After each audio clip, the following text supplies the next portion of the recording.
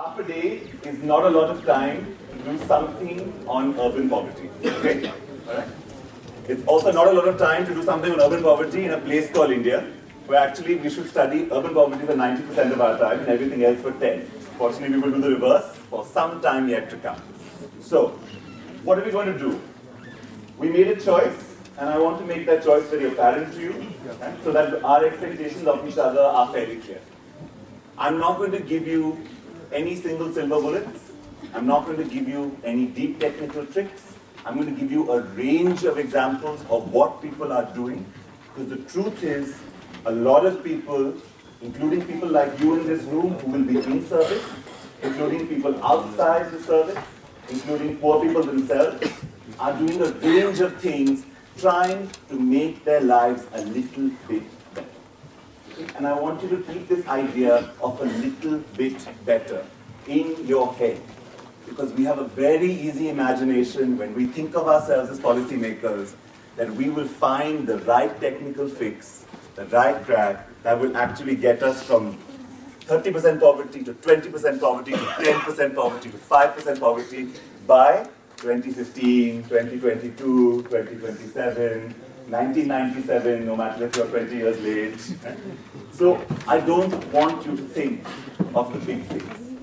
I want you to think of the small incremental gains that you do not, I will say this very carefully, have the power to make happen, but you may have the position to leverage, to enable, to make possible. Those are very different things. Okay? Those are very different things. Let me be very frank. In 10 years of working in movements, the only people I have seen that have made a dent on poverty is poor people themselves. The only people. They are the only people who have built enough housing at scale by themselves. They have taken water from infrastructure pipes. You can call it stealing, you can call it supply. They provided themselves. They've put wire taps on the electricity pole and lit their houses before any electrification mission came. The only people who have made life possible has not been us, it has been people. Right?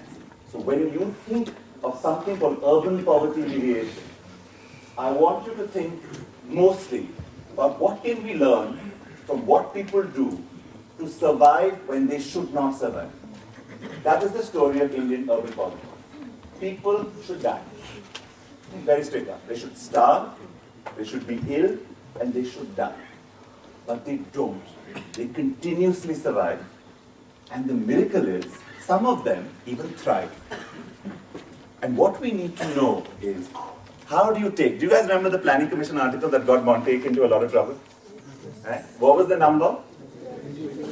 Right? How many for rural? What numbers for rural? 28. And how much for urban? 32. Now when that number came out, everyone was like, what are you talking about?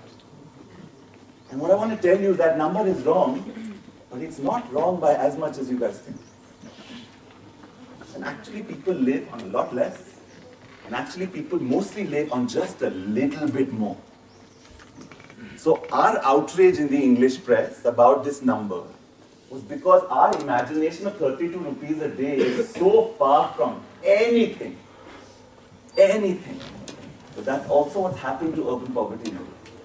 It has gone so far from our imagination, we actually don't know how most people in our cities live. All we know are the keywords. We know leakage in water systems. We know slum. How do you know? Where do you find poor people? You know service.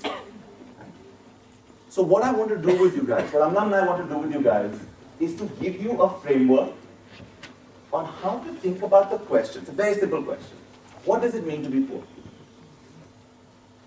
What does it mean to be poor? What is poverty? And the second part of this question is, what does it mean to be poor in a city? So what is urban about poverty?